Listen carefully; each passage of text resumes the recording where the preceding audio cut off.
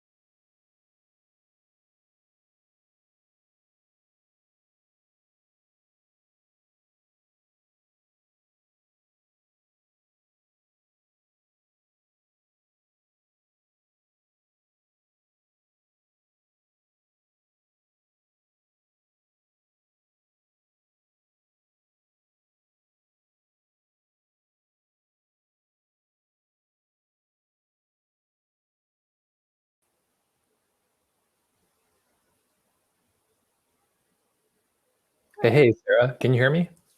Yes, I can. Great. How's my video quality? It's pretty good. Cool. Good, good, good. I'm going to try to close out some of the tabs like you suggested so we don't run into any issues. Sounds good. It's great to see you. How's the overall week going? It's going pretty well. Was it today's the third day, so it's kind of. I feel like we're getting the hang of things, so it's good. What's the best surprise you've had over the course of the week so far? It's a good question. I would almost say just like, oh my goodness. I would say just like the amount of people showing up. That's wonderful. Yeah, it's like we'll see how many people show up this morning. I'm hoping it's a good turnout. But I know on like Monday I had a good turnout for one of my sessions. That Awesome. Yeah, I just woke up, like crawled out of bed, realized I didn't have time to like get cleaned up or anything. So I was like threw in a hat. I was like, great, gotta speak now. That's totally fine. I was like, I realized I was like, I don't have his number to call him just in case he needs Have to we never wake up. I messaged at any point, even during the Entrecore stuff? Oh no, I guess it was all done through No, email. yeah. Also, I Yeah, have an Android, so I don't know if you would want that green SMS is totally message. fine. Yeah, it's funny. Like, I I guess I'm know just it used to disturbs a lot of people. not at all. I'm used to using Facebook Messenger, mostly because like that's what everyone who worked with me at Facebook used. Mm. But like nobody in the US uses Facebook Messenger as Yeah, their first messaging service. So I'm just accustomed to like adapting to other people's needs anyway. yeah. No, I'm the same way. When I lived in Europe, we mostly just used What's up? Facebook. Oh, Uh, Facebook. yeah, it was like really strange. We also use Skype, Mm-hmm. which is funny, I think now. Um, but what else did we? Was WhatsApp not Yeah, big and then in Switzerland? it was, but not in my generation. That's Like fascinating. if yeah, when I came back to like our our entrepreneurship group on campus, though, we all use Messenger. Like if we need to get something done quickly, we all use Messenger. Messenger, I don't mean to like kind of brag about my own like former employer's products, but Messenger's so much better than Yeah. iMessage. You don't need to know somebody's phone number in order to contact them. The features Yeah, are so much more rich. It's so much more thoughtfully designed. iMessage is like a design mess, in my opinion. I agree. I feel like I like being able to type on my computer. Mm, Like Google now has web services, but do enjoy Messenger. cool. A lot of Even when I Facebook came out. engineers and PMs will be very flattered and excited to hear a young person say that.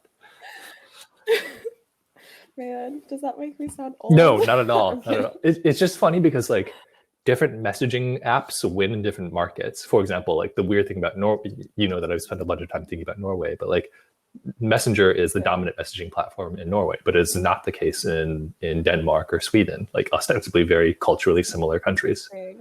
And so certain apps win in certain markets, and there's a lot of math and science behind being able to assess when you tip a country into like fully adopting one messaging app or versus another. Yeah. Do you know, like, what do the other countries then use? Is it iMessage? iMessage wins almost only in the US, maybe Canada as well.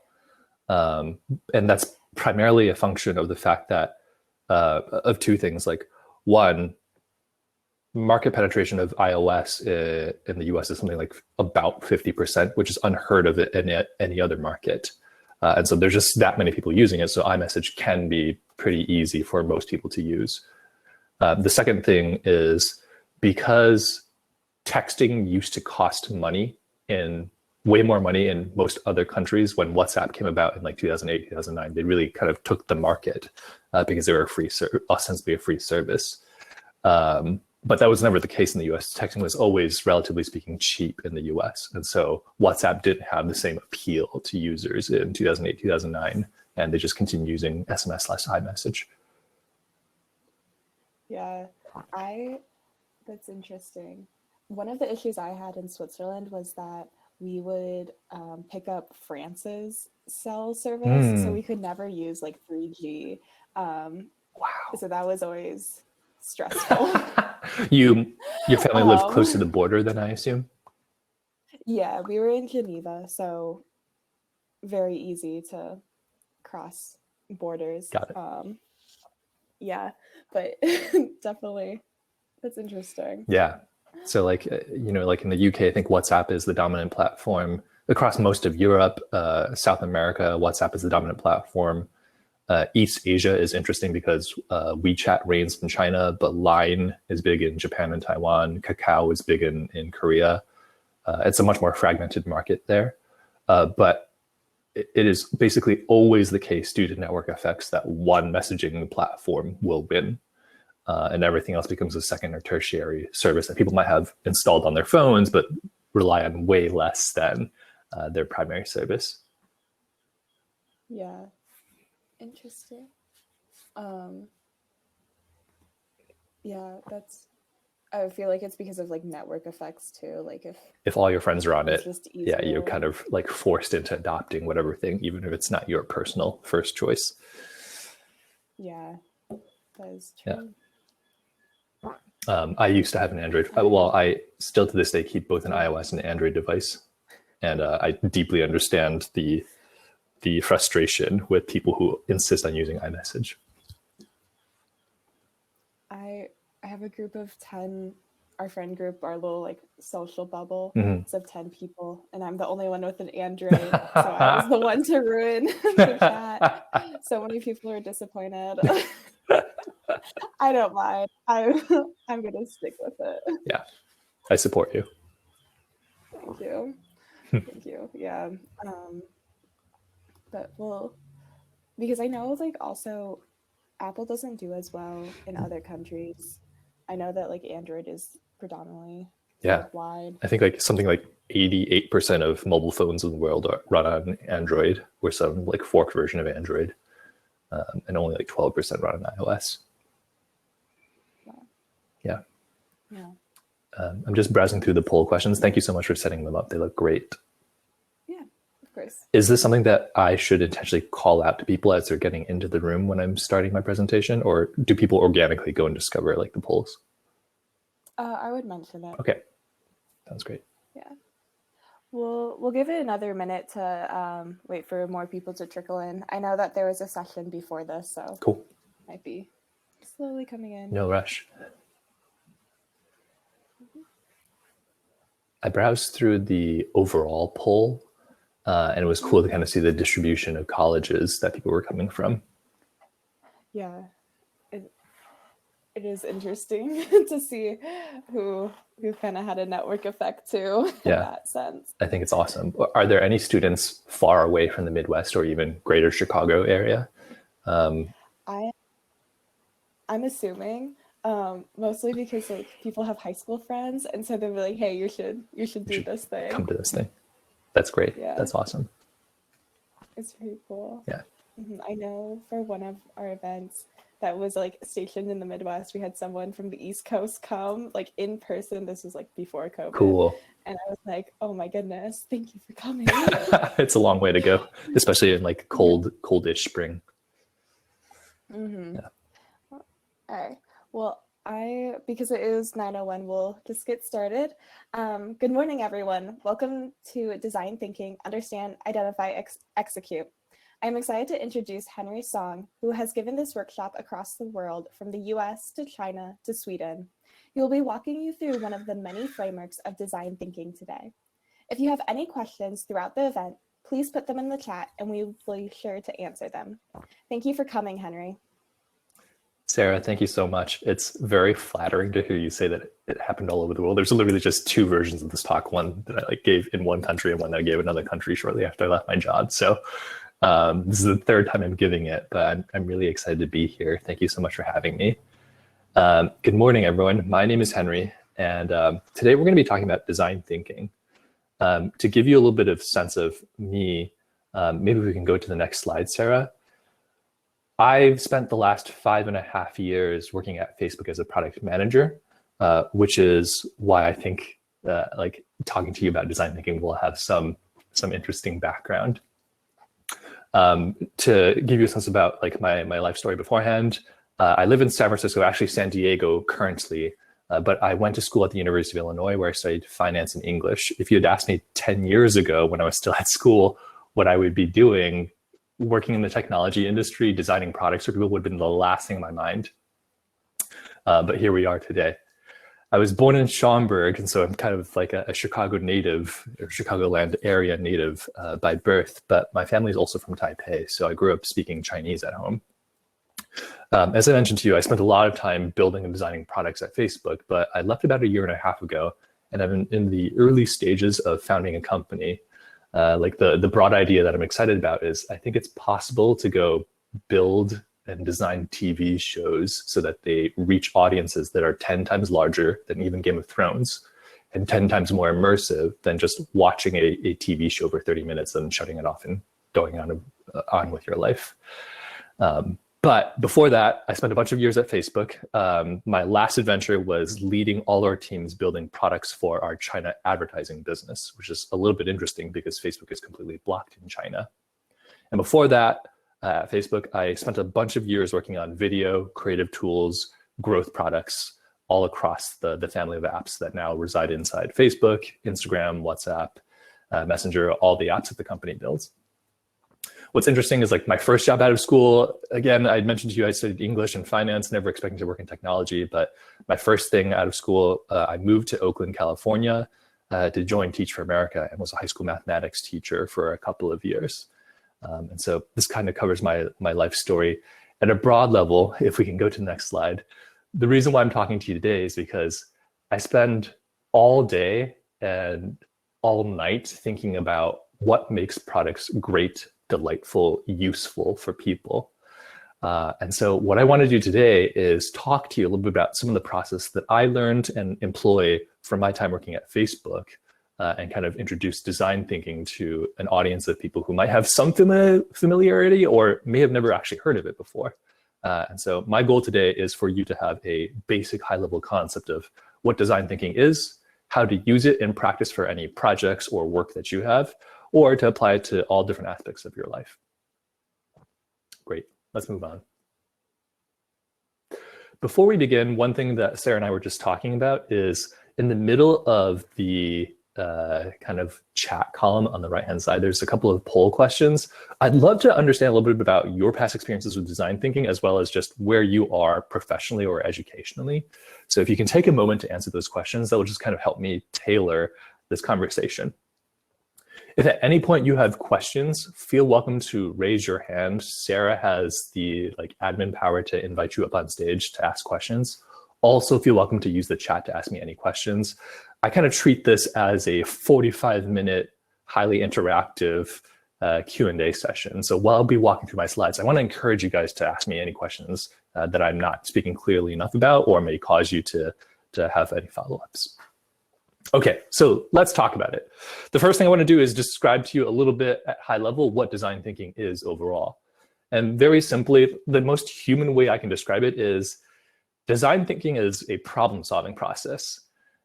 It empowers people to use empathy, creative brainstorming, and fast iteration to build solutions, products, and services for these problems that they're trying to solve. And so really, it's just a way of like thinking through, I have this problem, how do I get to a really good solution and like build something for someone that solves that problem for them. Let's move to the next slide.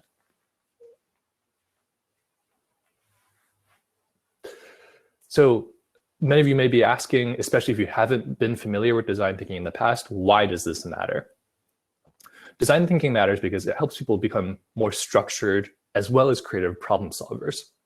There's so many different places and applications in the world where design thinking can be helpful. One thing that I've been delighted by over the course of the last decade since I graduated from U of I is how common design thinking is now being put into practice at curriculums in some of the best schools in the world. For example, at Stanford, which is really close to where I used to live, the Hasno-Plattner Institute is kind of famous for teaching design thinking across many different disciplines: engineering, architecture, sciences, biology. Many different people are using this way of thinking as a way to solve problems in their schoolwork. Design thinking is also critical to many engineering processes today. When I was at Facebook, our product and engineering teams almost exclusively follow a generalized design thinking process to go build new features. So if you've ever wondered how Facebook has like invented cool products like Instagram stories or WhatsApp or anything else like that, almost always it's a team of engineers, designers, and in my case, a product manager going through a design thinking process and saying, what's the problem that we're trying to solve for our users? And how do we go design something that's really useful that solves that problem? And then finally, in business, I mentioned to you guys earlier, I'm in the early stages of building a startup. And so much of how I spend my time right now is going through design thinking exercises around different products or features that might solve real problems for people who want to watch TV in unique and novel ways. So there are all sorts of applications. I've just touched on 3, but there are probably like dozens, if not hundreds more different industries, problem areas where design thinking can really help push forward the quality of the solution that you end up building. Cool. Let's go on to the next slide. Yeah, so sometimes I feel like design thinking can be so amorphous if you don't have concrete examples. So I just want to give you 3 different ideas of where design thinking could be really useful in your life if you wanted to work in any of these different fields. So for example, one cool project that I could imagine design thinking being super helpful for is if, let's say, the Museum of Modern Art in Chicago, or the Museum of Contemporary Art in Chicago, hired you and said, help us design our art museum so it's more interactive and fun and experiential for blind people. You could use design thinking as a way to kind of work through that interesting problem. Or number 2, like a common thing that my friends and I talk about in the Bay Area is just like, cool, what sort of shitty startup ideas do you have? And like one common idea that's been around for years and years is like, how could you build an app to help travelers in foreign countries better communicate with locals if they're not fluent in that language? And I think that's like a super interesting thing. If you use Google Translate as an app on your phone, if you've ever studied abroad or anything like that, that technology has gotten so much better in the last decade. And then third, another example I can think of is how can we help students feel more socially connected during the pandemic? My hunch is many of you are in college, grad school, or even high school. And some of you are probably feeling kind of disconnected from certainly your schoolwork, but also the community of students at your school. And so like an interesting design thinking problem would be, how could a school, a university, a high school design an experience so that their students, even when they're not physically seated together, could feel more connected? And that's like a really interesting problem. So design thinking has many different applications. These are just 3 different types of like tangible ways where if you get good at design thinking, suddenly problems as ambitious and ambiguous as this don't seem quite as scary. Cool. Let's go into the next slide. Okay, I want to start off by dispelling a couple of ideas, because oftentimes when I talk to young people who want to break into the tech industry, they kind of have these preconceived notions about who design thinking is for and who it's not. And so the very simple question I want to address head on is, do I need to be a designer or do I need to be artsy in order to be good at design thinking? And I have a very simple, blunt answer. The answer is no. Design thinking is for everyone. You don't need to be an artist. You don't need to be a product designer. If you need to solve a problem, design thinking can help you better solve that problem. You do not need to be artistic or, perceive yourself as a hyper creative person. Let's move on.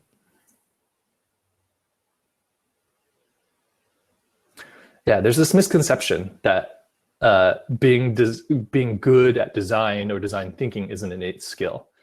You either have it or you don't. And I don't think that's true. The truth is, it's kind of like a skill that you can practice and get really good at, just as you might learn to ride a bike when you're as a child, or learn to get really good at hockey as like a student athlete or something like that. It's a skill you practice, not something you're born innately with. Let's move on.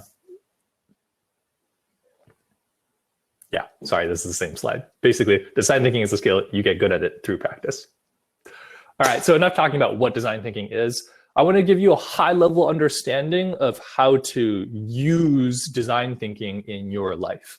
And the first thing I'll caveat is the process I'm going to walk through looks a little bit different than if you just Google design thinking on the internet. A lot of the frameworks you'll see will have different words, different like slightly modulated processes. And the thing that I would say to you is there is no one right or wrong way to think about design thinking.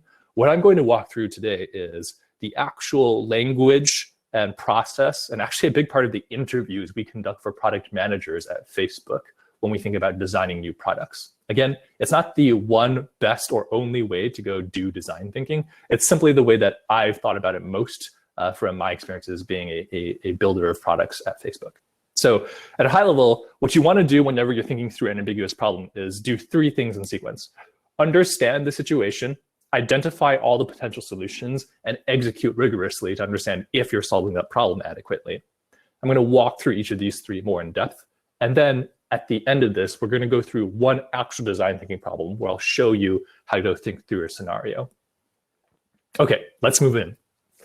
So product sense principles. I said step one is understand. And what you're trying to do first is understand who it is you're trying to solve a problem for and what their most important problems are. Oftentimes when I work with young people, students or people early on in the careers, the mistake that I see is they get really excited about building a solution, right? Like, oh, I just want to like design this app that helps people translate from Spanish to English so I can travel in Spain for study abroad. But when you focus a lot on the solution, you don't actually spend a lot of time thinking about what the problem is you're trying to solve for people. And so the first thing that I always anchor whenever someone's working on an ambiguous problem is, well, what is the problem we're trying to solve? The solution is secondary. And that actually gets into part B, identify. After you understand who you're solving for and what the problem is, what you're trying to do is understand all the potential ways you might creatively solve this problem for a person. And here you might do a lot of brainstorming, a lot of like basic wireframe designs, a lot of user interviews to see how they feel about this. And then finally, the third step is called execute. And what you want to do here is rigorously test, oh, I missed a word here, sorry about that. Rigorously build and test against your best hypothesis. And what you're trying to do is like build something that you think might solve the problem, give it to users, see what they do with it, see if it adequately solves their problem. And if the answer is yes, you continue to iterate. If the answer is no, then you have to like dramatically pivot and rethink what the solution should be. And if you follow these basic principles, you should be able to get to much more creative, useful solutions to almost any problem that you're faced with. Let's move to the next slide. All right, so let's talk about understand. In order to go through the understand process, what I generally advocate to people is you have to do three things. Understand what the mission or like the high-level team is trying to accomplish. Two, understand who all the different stakeholders, meaning your users, will be. And then three, outline all the different problems that exist for those people. So let's go into each of these. All right, so mission. What's the team mission? Why is this important for the world? People. who are the people who will benefit if we achieve our mission? And three, what are the most, three problems, what are the most important problems these people, i.e. your users, experience? I think that's all I have to say on that. Let's move to the next slide. The second part is called identify, and this part gets a little bit more both rigorous from a quantitative standpoint and creative from like a brainstorming standpoint. What you want to do is understand how you'll measure success, your metrics. Number 5, you want to come up with a bunch of different potential solutions to your problem. And then number 6, you want to create lightweight designs as quickly as possible to understand like which ones are most likely to solve your problem. So if we go to the next slide, we'll go into slightly more detail. One of the things that we spend a lot of time at Facebook talking about is being really rigorous in defining what success will look like long before you ever build a product, whether it's an app or a physical piece of hardware or anything else like that. And the way that you can be rigorous about this is by defining what sorts of metrics you need to measure to understand your progress when you're solving the problem. And amongst a portfolio of metrics, you're going to pick one that defines the like top line goal you and your team are trying to achieve. The second step after this is to talk about different solutions. And this is the part that I think most people tend to be more comfortable with, because like the minute you're just like, well, how can we go design like a translation app from Spanish to English? You come up with all these different ideas of how it should look, how it should work, what it should feel like in the hand and things like that. And then finally, part 6 is once you've come up with a bunch of different ideas, you want to do lightweight designs to kind of tangibly feel and inhabit what the solution would actually look like if you were to go spend, anywhere from a week to a year building this thing. And so you kind of go from defining what success looks like, talking about the different potential solutions, and then creating lightweight designs of this. And that's the identify phase. Let's go on to the next slide. Finally, execute. Execute is a pretty broad catch-all term at Facebook for all the shit that happens after you like come up with the idea, after you define the problem, the goal, and the solution, like all the stuff of the actual engineering, designing, the actual testing phase of a product. And so here, there's basically 3 steps. What you want to do is build, test, and then repeat until you perfect and build something so useful you basically end up with like 3 billion people using it every day. So if we go to the next slide, I'll go slightly more in depth. Right. So when we talk about building, one mistake that I see many young people in their careers, first-time founders, even me sometimes when I'm not checking myself, is when you build something, sometimes you want to make the first version of it feel so great, so perfect that you end up spending weeks, if not months longer than you need to in order to put something out there for users to try. And I think a big part of design thinking is quick iterations. You can, as fast as possible, learn what's working, what's not working in the solution you're building for someone. So what I suggest for people is think carefully. What is the minimal number of features to the product you're building you need in order to as quickly as possible learn if you're on the right track? And rather than trying to put something out that's hyper polished, it's almost a good thing when you hand out a demo of your feature, your product, your app, or whatever to people, and you're like super embarrassed because it's so jankily put together. It's much better to be embarrassed and fast about what you're putting out to the market than like holding it too closely and saying, I can't let anyone see this thing until like I've taken 6 months to like finish all the small like detail and design polish problems. I advocate for velocity of learning, and that is achieved by building minimally viable products, MVPs. After you build something and you hand it to a set of users, what you want to do is test. And so the question here is, how do we test or launch a product to understand whether you're on track to reach the goal? Now, earlier we were talking about metrics and goals. And I think the reason why that step was so important is because if you can define clearly what you're trying to measure in data and metrics and goals, then after you hand a product, a solution to your users, you can very clearly measure whether people are using it every day or whether they like download an app and stop using it after 2 opens or something like that, or if they like never end up following anyone on the app because it's so hard to discover new interesting, users or content or profiles or whatever. So what you're trying to do in this step of execute is test and measure what is working through data relative to your original hypothesis. And then the last part is somewhat both intuitive and counterintuitive. Launching a product is the beginning of a journey. And if you build something and you give it to people, they're almost always going to have feedback, both qualitative and quantitative.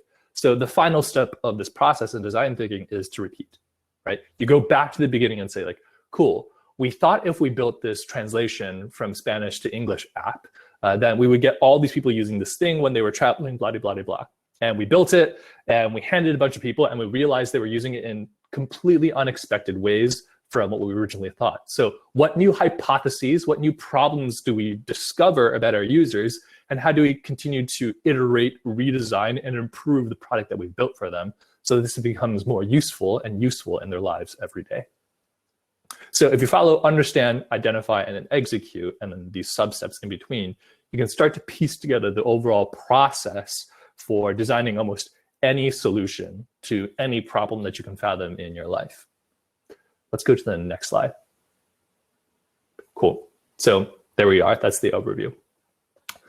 What I want to do right now is launch into something super tangible so that you can see how I use this in my life as a product manager. Before I say anything further, the funny thing about this case study is it's literally the interview question that I probably asked at least 200 product manager interview candidates like in the Facebook interview pipeline.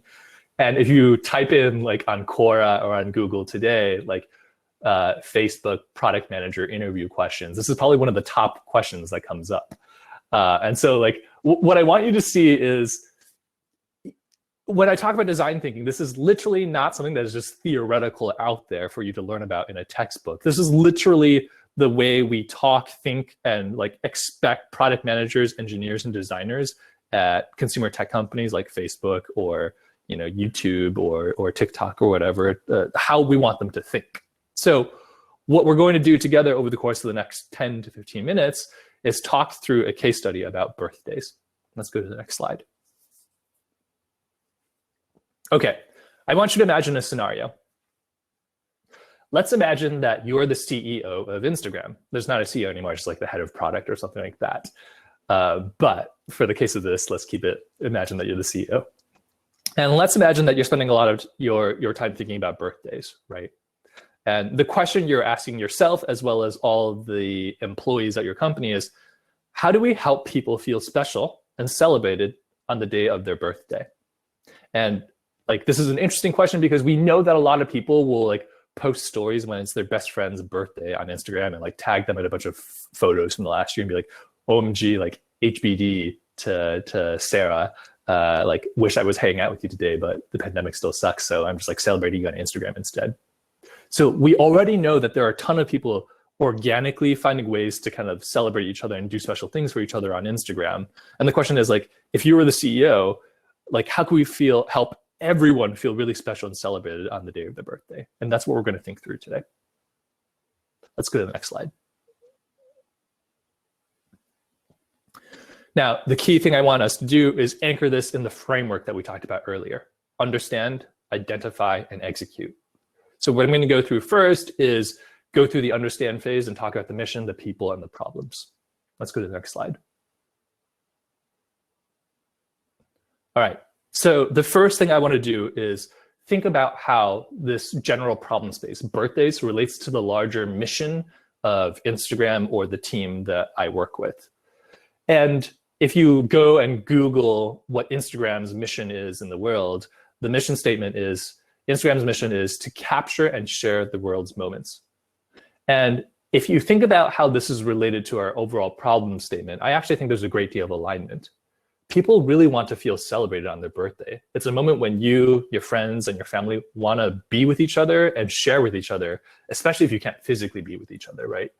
And so like, because Instagram is this place where people convene on the internet to like capture and share the world's moments, and birthdays are a moment when you want to feel like celebrate and care for it and share that moment with your friends and family. I think there's a lot of mutual alignment between the mission of the company, this team, as well as the problem that exists out there. And because it's well aligned, it's a good place for us to go explore and maybe design and build something wonderful for people.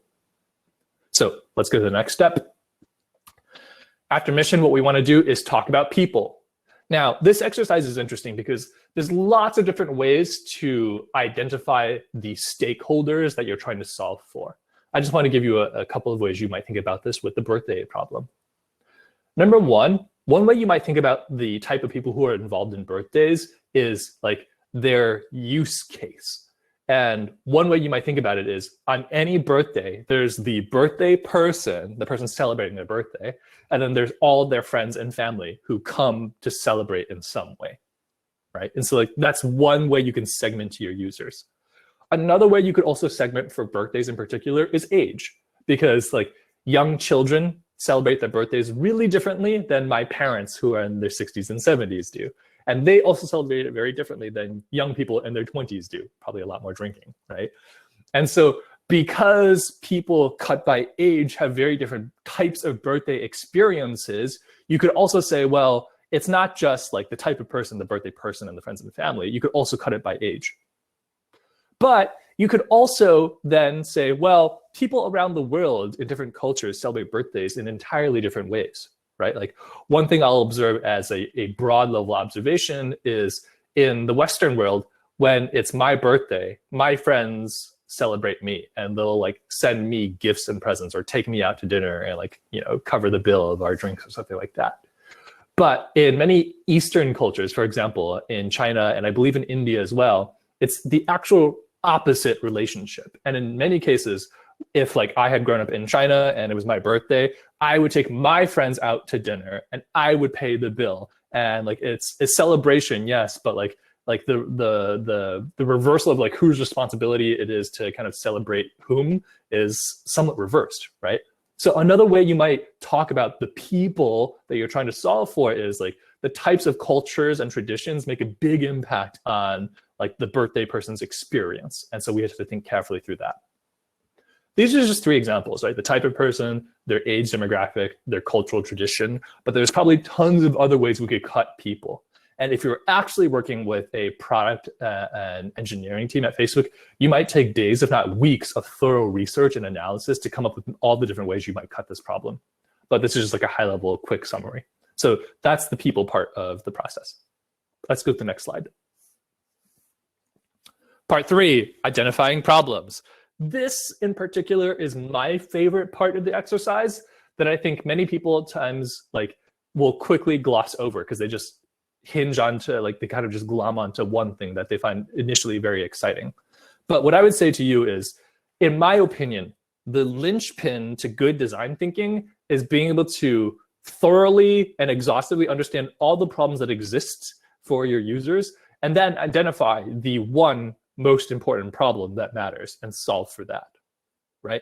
So if we go back to our general problem space, the thing we're trying to figure out is how do we help a bunch of users of Instagram feel wonderful and celebrated by their friends and family on the day of their birthday? And so let's go spend some time brainstorming problems that people experience on their birthday. And there's lots of them. This list is not exhaustive, but I want to give you like a broad example. Number one, like it's really hard to remember when all of my friends and family members' birthdays are. Like I think I remember my brother, sister, mom, and dad's, but I can barely tell you like when my best friend has his or her birthday, right? There's just so many friends out there. So that's like one critical problem. And I'm acutely aware that if you use Facebook in any capacity, you probably know that this problem is well solved by Facebook, right? But let's put that theoretically to the side. Number two, another problem that I commonly run into is I don't know what gift to give my friend on her birthday, right? Like some people don't want gifts. Some people like really lavish presents. Some people prefer experiences. In many cases, it's like not appropriate to send a gift to someone you're not even that close to, but you still want to like show them that you care in some way. So like, what do you even give to someone on their birthday is a constantly vexing problem.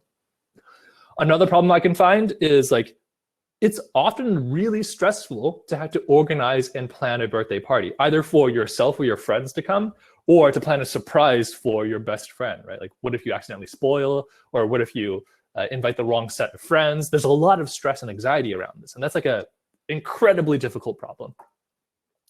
Still, fourth, another problem is it's really this might seem trivial, but it's actually like something that I think about constantly. Like, it's really time consuming to have to say thank you to all your friends and family who go out of their way to make you feel special in some way, right? Like, one thing that I watch on Facebook, I was literally the product manager on birthdays when I first arrived at Facebook in 2014. And one of the things that we were trying to figure out is like, when on your wall on Facebook, people write happy birthday or like have a great day or something, and you get 50 of them, it kind of feels like redundant or repetitive to either have to just like type in thank you to like 50 different people, or just like, is it passive aggressive if all you do is like push the like button, right? And that's just on Facebook. Imagine that like your best friend throws a surprise birthday party for you and 40 people show up and it's really wonderful. You feel great, but then like the next day you're like, oh my God, like, do I just not say anything, or how do I like appropriately and expediently say thank you to all these people who showed up and went out of their way for me? And that's also really stressful, right? These are just 4 problems. There's an infinite number of problems that create stress for both the birthday person or the friends or young people, old people, people in Western cultures or Eastern cultures, kind of as we outlined earlier. There's so many different types of problems. And the challenge in design thinking is having enough empathy to be able to like listen closely enough to your users to understand what really causes concern in their lives, and then to be able to pick the 1 or 2 most important problems and decide that's the one that I'm going to solve and build a solution around. So what I want to do next, if we go to the next slide, is put forward a hypothesis of what I would do in the scenario if I were the CEO of Instagram, right? Here's where we are. The understand recap. The mission is we want to help any person feel amazing, not just good, but amazing on their birthday. And 2, the people, what we're trying to do is build a product that makes a birthday person's life better. And by better, what I mean is we want it to feel fun, we want it to feel easier, lower stress, so they don't feel all this like weight of like, oh my God, is this going to be a good day? Like, I don't know what's going to happen, blah, blah, blah, blah. And then finally, my suggestion is the most important problem we can solve for someone is to help them like experience their birthday in a really visceral, fun, tangible way. And what I would propose to you is, how can we help a birthday person, organize a birthday party or event as easily as possible, as quickly as possible, so that the actual event is what they get to focus on and enjoy, rather than stressing out through all the details of how they like put together a party on the day of their birthday. This is just one way you might recap the process of understand. We could also make the argument that many of these other problems or people archetypes would be worthy of solving for. For the sake of time, let's like pick this because I think it's a reasonable starting point. Let's go to the next slide. So we talked about understand. Part 2 is called identify. And here what we're trying to do is come up with a great brainstorm of solutions. And so what we're going to do is we're going to talk about the metrics, the solutions, and then finally the actual design of a solution like this. Let's go to the next slide. All right, metrics. This is one of my favorite parts as well, but oftentimes gets skipped over just due to like sheer enthusiasm and creativity. I think defining metrics and goals are super important because it allows you, before you begin building something, to understand what success is going to look and feel like when you arrive at it, right? So here are a couple of different types of things that I might say I want to be able to measure quantitatively long before I ever design anything about this product. Here's a couple of metrics. Number 1, how much fun is a birthday person having at their birthday party, right? Like if you were just to like survey the birthday person at like 1,000 different birthday parties across the US, hopefully after COVID is resolved, like you can just like say like on a scale of 1 to 10, how happy are you feeling? That's like one interesting metric. Number 2, how much more fun is the birthday person having at our parties versus organically occurring parties, right? Like the truth is every day, hundreds, if not thousands of birthday parties are being hosted, again, pre or post-COVID. Let's kind of ignore this like weird moment in history. But like, and any given day, thousands, if not millions of birthday parties are being thrown and people are already having fun. And so the question is, if we go build a birthday product that helps you plan and organize birthday events, are we actually creating an incremental amount of fun or joy in the world? And that's like a really interesting, nuanced way to kind of build on top of that first metric we were talking about. Still, other metrics I would want to be able to measure in some capacity. Number 3, how many birthday parties get planned on our product? Number 4, how many people are attending these birthday parties? Is there an optimal number of people who should attend in order for a party to feel good? Is it 1 people? Is it 3 people? Is it 30 people? Is it 300 people? That's like an interesting question. Next metric, how many birthday parties are actually happening in IRL, in real life? Like, one of the things that I remember about Facebook events when I was in college was I used to just like RSVP to like every event that I saw in my newsfeed. But I would go to like maybe 5% of them, just like this party on campus or this like student group RSO meeting or something like that. They're just like interested, RSVP, but never show up. And so one question we would probably want to be able to answer and measure is, of the percent of birthday parties that get planned on Instagram, what percentage of them end up actually converting to real life events? Because that conversion ratio is probably not going to be a perfect 1-to-1. Another metric that I would just put out there is like, what percentage of people who start the birthday planning flow actually end up completing it, right? Like, if we build a birthday planning product that is really complex and thorough, but hard to use as a result, we might see that for every 100 people who begin planning a birthday party, that only 2% of them end up finishing and clicking that like send and create event like option. And so like, if you have a 2% conversion rate, is that good? Or do you want something like closer to 50% of people who all begin planning a birthday party to finish it? I don't know exactly what the right number should be, but that is something interesting to have to go measure. So these are the examples of different metrics. All of these things will help give you a better sense of whether you're adequately solving the problem we set out to solve, which is, how do we help someone feel really good on their birthday, right?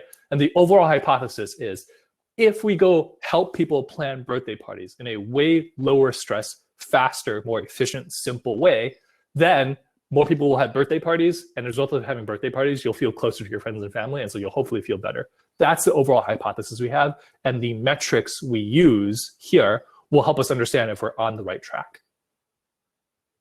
Cool, let's move to the next slide. So let's talk about solutions. Here, what you would normally do is come up with a huge brainstorm of different ways you might like help people plan birthdays, plan for birthday parties.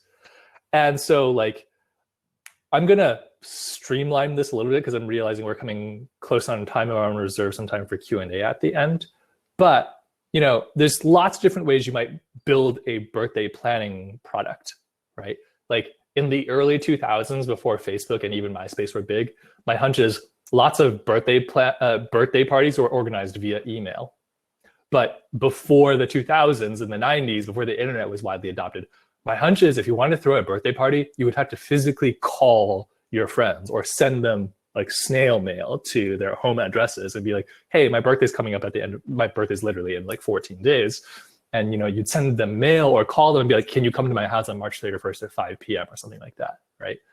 But today, because of like the advent of certainly the internet, but also like wide adoption of smartphones, everyone has this like super powerful communication device. And so there's many different ways you might be able to like organize a birthday party digitally that you couldn't do so in previous decades, right? And so I want to put forward this hypothesis. Let's assume that we did like an hour-long brainstorm of all these different solutions of how you could like organize a birthday party. And we come up with this hypothesis. If we make it easy and fast to plan a birthday party, and like what I'm talking about is like so easy and fast that you can do it in under 30 seconds, then many more people in the world will organize birthday parties. And as a result of there being more birthday parties, more people will feel wonderful at the end of their birthday. That's the hypothesis that I have. So let's go on to the next stage and talk a little bit about design.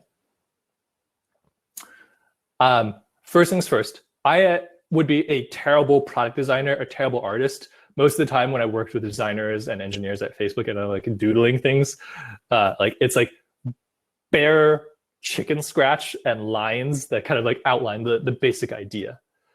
The way that I think about design is what you want to do is articulate what problem this design should solve. And so here, the design goal that I would have if we were going to build a feature, a product inside of Instagram for birthdays is the goal is it should be fast and easy as a user interface. Can we make it possible to begin and finish planning an entire birthday party in under 30 seconds? And if we could build a experience that is that delightful, that easy, that efficient, I think people will really get excited about planning birthday parties within Instagram, right? So exploration. What key decisions does a person need in order to plan a birthday party?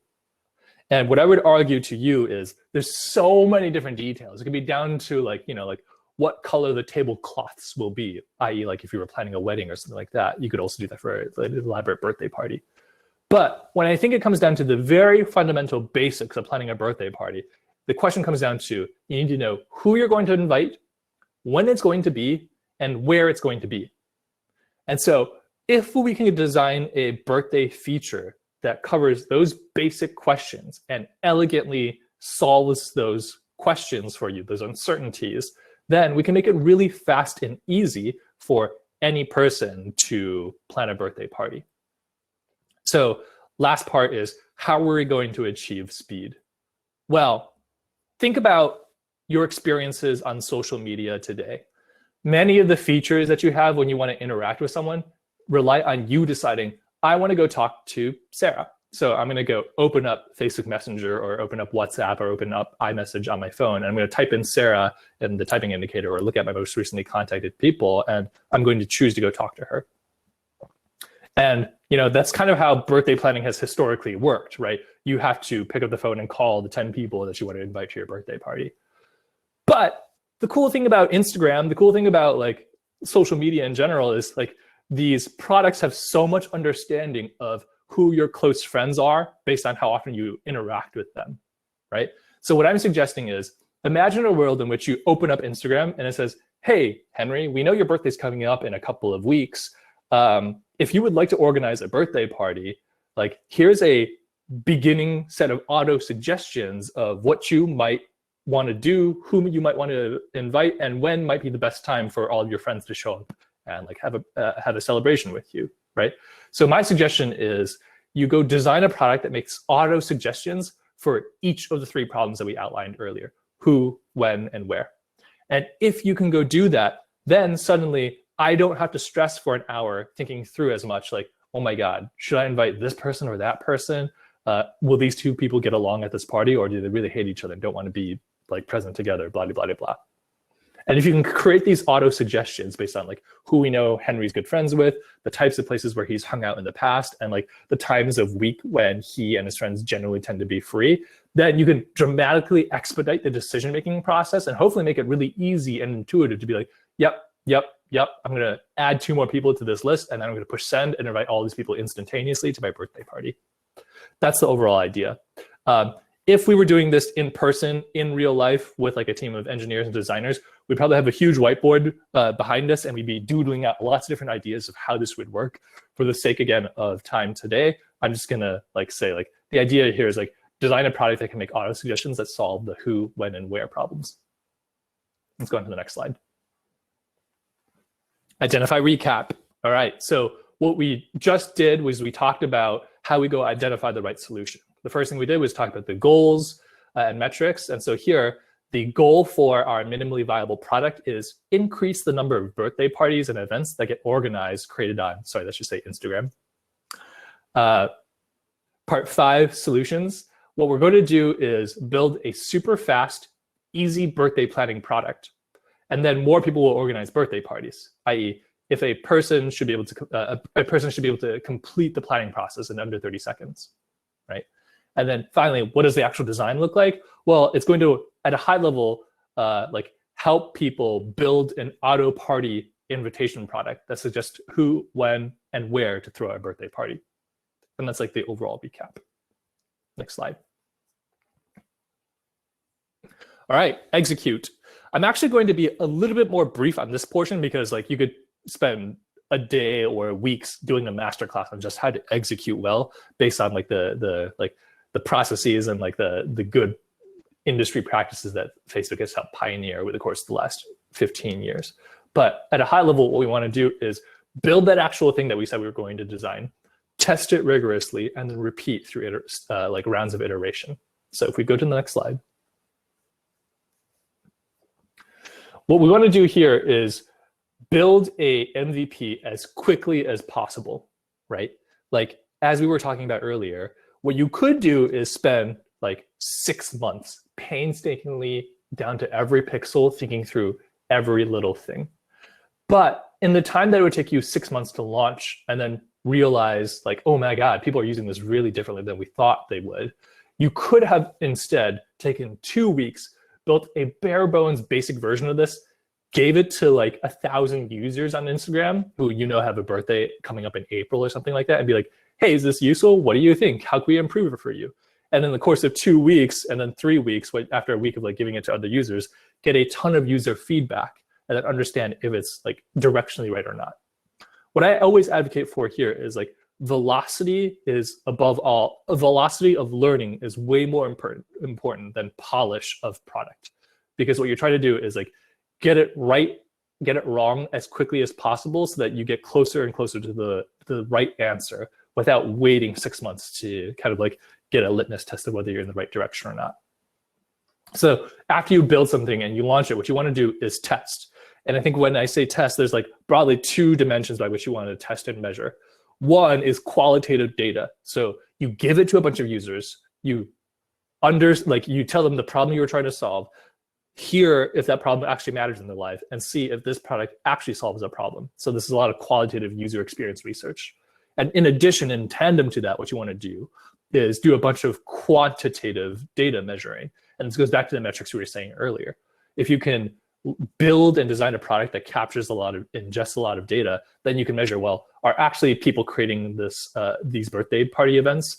Are they dropping off at some point in the planning process because it's too confusing or too hard to use? Are people actually showing up to birthday parties? For people who go to the birthday parties, are actually having fun? These are all different types of things you can take quantitative measures of, sometimes through the product technology itself, sometimes through like in-person surveys or things like that. And then based on your test results, what you want to do is like gather new understanding of new problems that exist or problems that are yet left unsolved that are really critical, and repeat. You continue to iterate and continue to refine your hypothesis of what the most important problems are, the best solutions to those problems, and continue to design and build and iterate until you literally design the world's most like efficient, fun birthday planning product. And so if you follow this build, test, repeat process, what you end up doing is over time, getting closer and closer to the perfect birthday planning product. Let's go to the next slide. Cool. So what we've just done together is walk through a scenario in which like you, the CEO of Instagram, say, I think we can help people feel better on their birthdays. And with that basic ambiguous statement, following the understand, identify, execute framework, you can go and end up designing really useful, hopefully delightful products that people will want to use every year leading up to their birthday.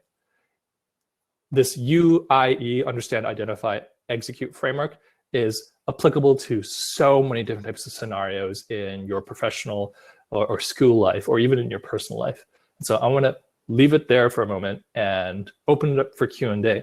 We have about 10 minutes remaining, and I'm happy to answer any questions about design thinking, understand, identify, execute, or I guess I was pretty quick about my personal bio. If you have any questions about like what it was like to work at Facebook, or what I'm working on now as a startup founder, I'm an open book. I'll do my best to answer any questions you guys have. Feel welcome to raise your hand and get invited up on stage, or leave comments in the comments chat bar.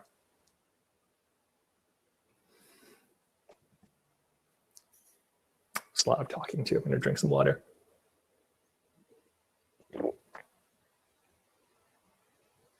First, so you talked about choosing like a problem to focus on, and I was wondering, how do you decide if that problem is the most important? That's an outstanding question. And the funny part about this is in a 45-minute interview that I would conduct with a candidate at Facebook, there's no way you can do a crazy thorough analysis of that. But if you're working with a team of engineers and designers at Facebook, you really want to be careful about not just like picking the problem that seems most shiny or most fun to work on, because oftentimes it's it's a misdirection, right? And so at a high level, what I would say is the way you want to pick problems is by figuring out which problem is going to be most impactful at like making a dent in the problem in the lives of your users. And like with this birthday example, let me like kind of posit two ways you might think about it. One is at a level of intuition.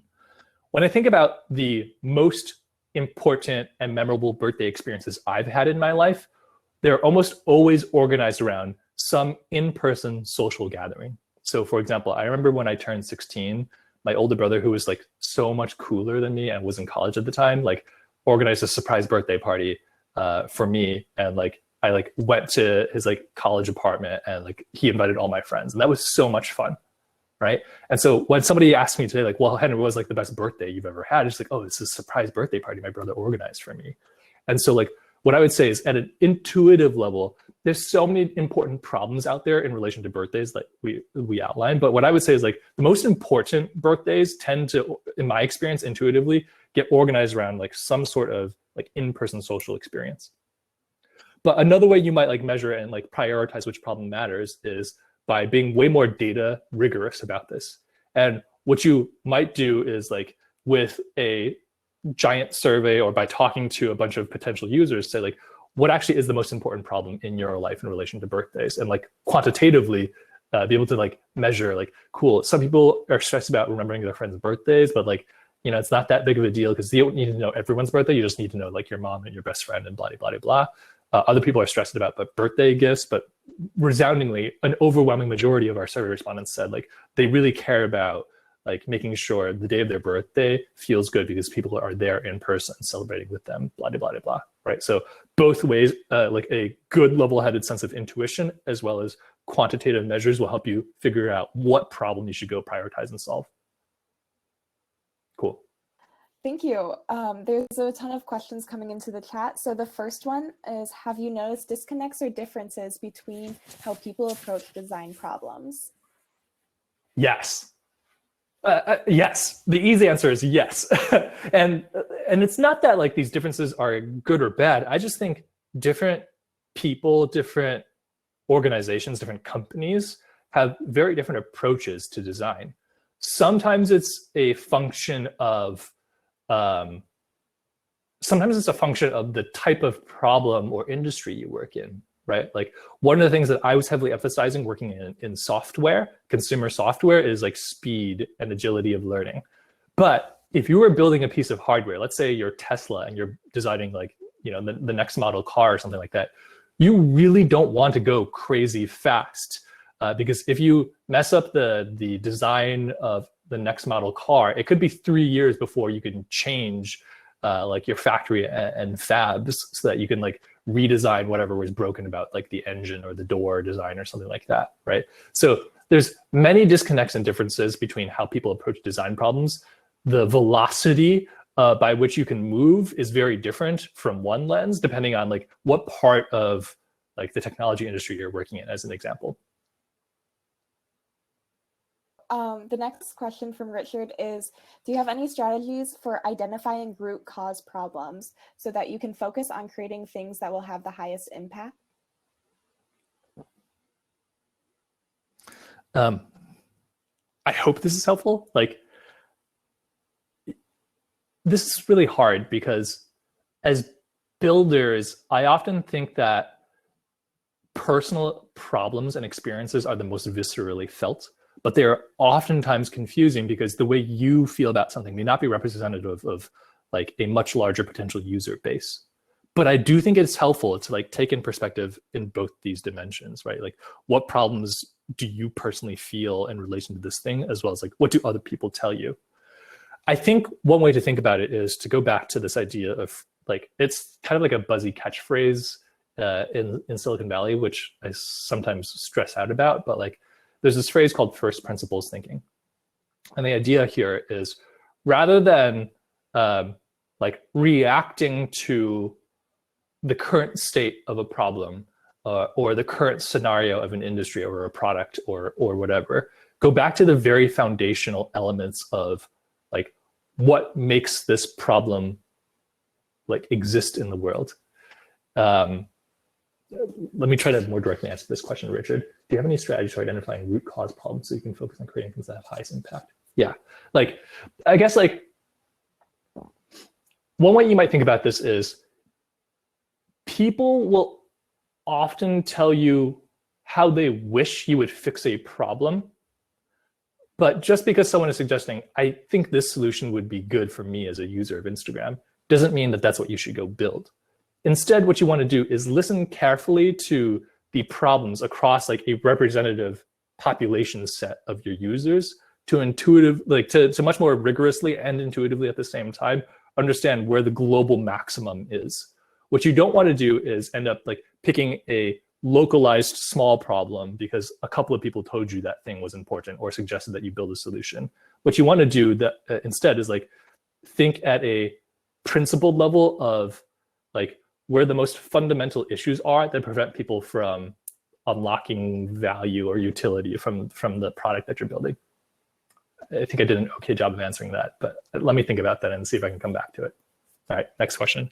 Yeah, and you might want to put your email in the chat, Henry, so people can follow up. So the next question is from Gritwick. How can teams ideate solutions effectively if they lack diversity of thought or work experience?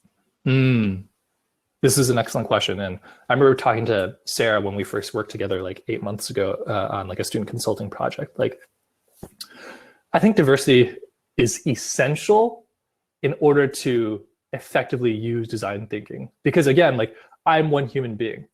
And the way I experience this problem may not accurately reflect the way that the vast majority of users reflect this. And so like when it comes to, it sounds like what you're saying here is like, if your team lacks diversity of thought or work experience, how can you work around this problem? And what I would encourage you to do is go like seek a diversity of like perspectives on a problem. So like if you and I wanted to go design a Spanish to English translation app and like I'm a native English speaker, but everyone else on the team designing the thing is a native English speaker, it's probably critical that you go seek out perspectives from people who are natively Spanish speakers, or still people who are neither native in either language and want to still like translate between these two things. I think it's really critical that you get perspectives from not just the people who are like behind the laptop writing the code, and you seek out the perspectives of your potential users, your other stakeholders, investors, if they're like a relevant party. You need lots of people who experience this problem in many different ways to understand the totality of what's going on. I think the next question is great because that kind of leads into the next one. How many people should one interview to find a common pressing problem, and what kind of questions should we ask to get a great customer survey? Yeah, great question. These are great questions, guys. I'm really impressed. What I would say is you will always continue to learn more by interviewing more people, but there's a diminishing marginal like utility and return after n number of interviews. And I don't have a perfect answer for you because I think it depends on the situation. One thing that I'll recommend to this group is a couple of months ago, I was recommended a book about basically like design thinking and fast iteration, and it's called Sprint. And if I remember correctly, Sprint is written by a couple of former venture capital design partners from Google Ventures. And what they basically put together was this idea of like, in the course of a 5-day period, which might seem vanishingly small, how do you go from a barely defined problem to an actual prototype that you can give to some small number of users, somewhere between like 1 and 10 users, to show them and get feedback on that thing, right? And in the process of Sprint, how do you go from like barely an idea to an actual thing that you're giving to someone to test out and use? Like the overall messaging from the Sprint book is you need to speak to enough people that you get a holistic sense of the problem, but not so many people that you can kind of already anticipate like 80% of the conversation. And so like there isn't a perfect surprise number, but I think you can kind of intuitively feel after 1 interview versus 3 interviews versus 5 interviews versus 10 interviews, like how much more nuance are you gathering from incremental interviews? And at a certain point, you'll kind of intuitively sense the marginal diminishing returns. The second part of the question, and I'm realizing we're running out of time, so it'll be really quick, is what kind of questions should we ask to get a great customer survey? I'm going to punt this because it's a much longer discussion. Sprint has an excellent analysis of like the fundamental questions you can ask to get to like the truth of what you're trying to understand in as little time as possible. So I would kind of like defer to the great authors who made Sprint, and can't highly recommend that book enough. I wonder if I get affiliate fees for this if I link it in Amazon. That would be nice. Yeah. Henry, so much for answering all the questions. And also, I believe we have discovery, which would also further answer those questions. So that's another buzzword that I highly recommend looking into. Thank you, Henry, so much for walking us through this design thinking framework. It's been highly beneficial and a nice perspective for someone who wants to go into product management. This is a part 1 of a 2-part series. We will be having a part 2 of design thinking with Kaylin Jenke on Friday during Ideathon, applying frameworks to real life problems. Also, thank you everyone for attending our event. We would love to have you share your feedback, your Instagram stories or other social media platforms. Please do this by tagging Chicago Startup Week to let us know what you thought. The next event is Lean Mean Planning Machine. To attend this event, please click Sessions on the left-hand side to navigate to the next event. Thank you everyone for attending. And thank you again, Henry. Thank you, Sarah, and thank you, audience. You've been wonderful. This is the end of the session. Thank you.